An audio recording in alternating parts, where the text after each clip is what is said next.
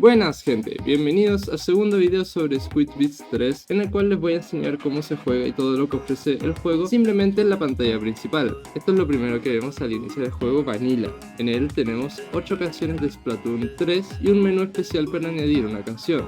El juego por defecto está en inglés, pero también está disponible en español. Al igual que el Squid Beats 2 original, los controles aparecen en pantalla con el mismo formato y estilo. Para iniciar a jugar, como sale arriba, simplemente hay que darle a la Enter.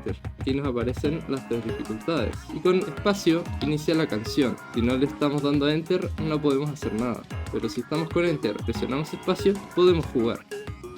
Respecto a los controles para cada tecla, las teclas amarillas, o como realmente se llaman LR, se pueden presionar con las teclas A, S, D, F del teclado, y las teclas moradas, o A, B, X, Y, con H, J, K, L. Además, cuando aparecen las notas cuadradas, se deben presionar 2 o más teclas de cada color para que funcione. Si pues, simplemente para mostrarles, le daríamos a Enter y empezaríamos a jugar.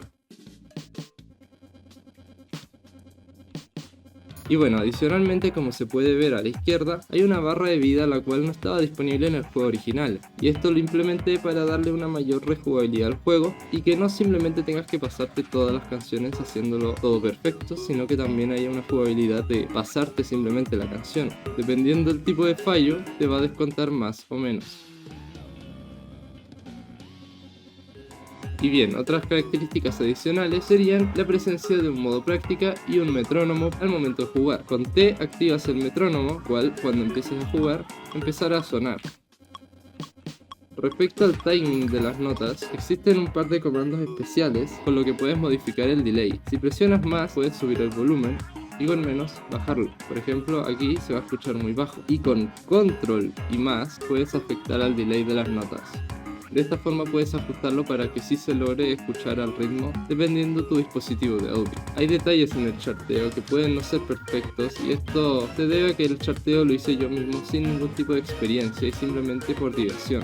De todas formas, todos los niveles tienen 3 charteos diferentes, donde sinceramente considero el más difícil la canción número 5, en la que recomiendo siempre andar presionando 2 teclas a la vez, dado que si presionas 2 teclas a la vez donde deberías presionar una, es considerado válido ya que solamente se pide una o más. Respecto al modo práctica, simplemente se activa presionando P. Ahí aparece que estamos en modo práctica y la diferencia es que cuando pausamos, la canción se detiene donde pausamos y no vuelve al inicio. Además, con la rueda del mouse puedes desplazarte a lo largo de la canción. O, si quieres moverte más rápido, presionando la rueda del ratón y moviéndote, puedes desplazarte a lo largo de toda la canción. Además, con la letra C, como sale aquí abajo, puedes poner checkpoints para que la canción vuelva a ese punto una vez pauses. Además, el puntaje que tengas hasta ese punto se va a guardar respecto al checkpoint. Cuando pause, volveré a tener el puntaje anterior. Por lo tanto, si quieres practicar, yo lo que recomiendo es que lo juegues y cuando ya hayas pasado la parte que querías practicar,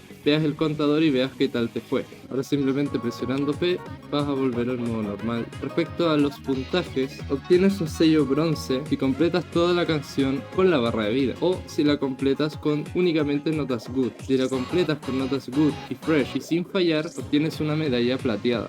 Y si la completas sin fallar y con todas las notas fresh, obtienes la nota dorada. En el próximo video les voy a enseñar respecto a los ajustes con los cuales podrán modificar a su gusto el videojuego.